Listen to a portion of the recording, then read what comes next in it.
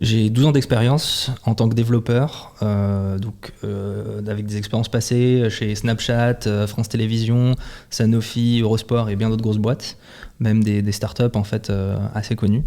La dernière fois, j'ai eu un call client, du coup, qui s'est assez mal passé parce que j'avais l'impression de ne pas être à la hauteur.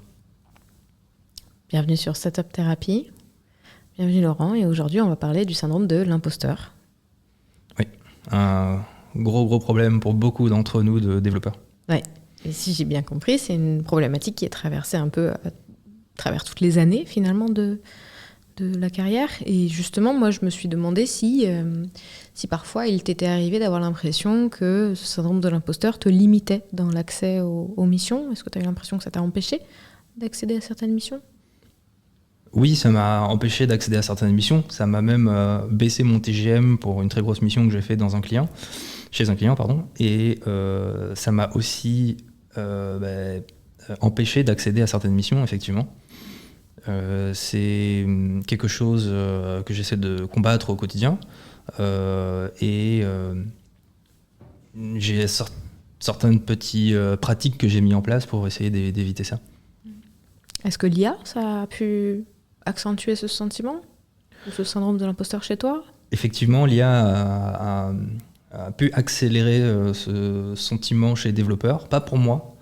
Pour moi, ce qui a été vraiment déclencheur, c'est le fait qu'il y ait toujours de nouvelles technologies à apprendre.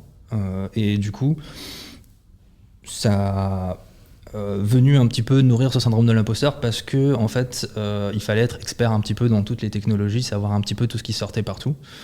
Et bien sûr, c'est pas possible c'est compliqué, ouais, d'arriver à ce niveau de technicité à un univers aussi vaste en fait et aussi large. Du coup, c'était plutôt ça qui a accentué mon syndrome de l'imposteur. Et par contre, j'ai eu une histoire en fait avec une personne, donc une développeuse qui était dans mon équipe, qui elle a eu un énorme syndrome de l'imposteur et ça l'a complètement empêché de discuter avec le reste de l'équipe pendant plusieurs mois. On lui a demandé en fait sur une partie du code qu'elle avait généré avec de l'IA, du coup de l'expliquer, de savoir pourquoi elle avait fait tel ou tel choix et sa stratégie là. Et en fait, elle n'a pas eu le courage de nous dire ou l'honnêteté de nous dire en fait que c'était de l'IA. Et c'était pas grave parce qu'en fait, dans la boîte où on était, on approuvait cette pratique, donc il n'y avait pas de souci en fait. Un peu comme si ça avait diminué pour elle sa légitimité vis-à-vis du travail fourni, puisque c'était pas qu'elle qui avait bossé, c'était aussi l'IA, quoi. Exactement, oui, du coup, elle se sentait pas légitime d'avoir fourni ce travail-là, un petit peu comme si l'IA l'avait un peu poussé à faire ça. Donc oui, j'ai l'impression qu'on arrive dans une génération où, au-delà de toutes les technologies qui sont à apprendre, l'IA vient mettre un gros coup sur le syndrome de l'imposteur, donc on va avoir beaucoup de juniors qui vont avoir encore plus ce syndrome de l'imposteur, effectivement.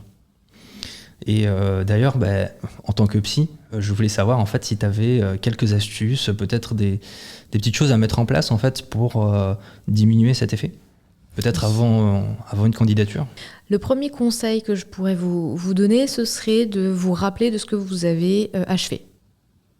Que ce soit de gros achèvements ou de petits achèvements, l'idée c'est de se souvenir concrètement de ce qu'on a réussi à mettre en place, à implémenter, qu'est-ce qui a mis en valeur nos compétences. Ça peut être des compétences transversales, donc des compétences plutôt sociales, d'équipe, ce genre de choses.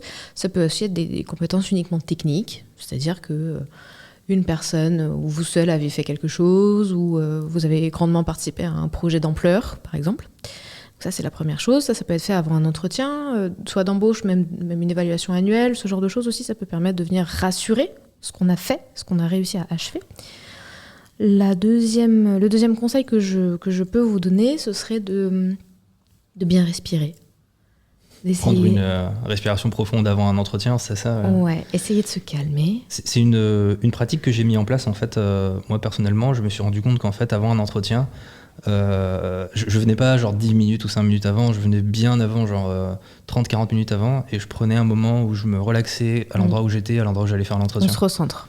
Ouais. C'est toute l'idée. Ça me permet d'avoir un petit peu le cœur qui bat moins vite, d'être dans un environnement où tout va bien se passer, quoi. Ensuite, le troisième conseil que je pourrais vous donner, ce serait de se rappeler l'objectif de cet entretien. Alors l'objectif, c'est souvent d'avoir un job ou de défendre quelque chose.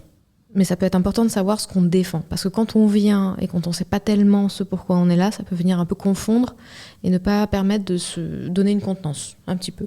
Et puis le dernier conseil que je pourrais vous donner, c'est de tolérer les imperfections, les petites incertitudes aussi. Parce que ce syndrome de l'imposteur, il permet d'avoir du doute et donc de se mettre à jour, de faire de la veille par exemple, ce genre de choses. Donc il peut avoir une qualité aussi, qui est l'humilité. Et donc je pense que c'est important aussi d'être humble et de rappeler que ce qu'on produit, c'est aussi parfois et souvent un travail d'équipe. Et c'est le fruit de nos expériences et tout ça. Donc ne pas hésiter à nuancer.